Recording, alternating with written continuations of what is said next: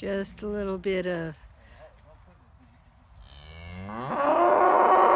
fence repair.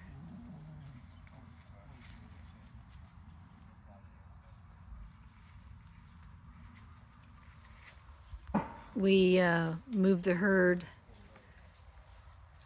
over into our field 8, which surrounds our older son's house. And they'll be out here for a couple of days. Then we'll put them in the alleyway for a couple days, and then put them back into one of the fields that has bunkers for grain and hay. All right. It's on.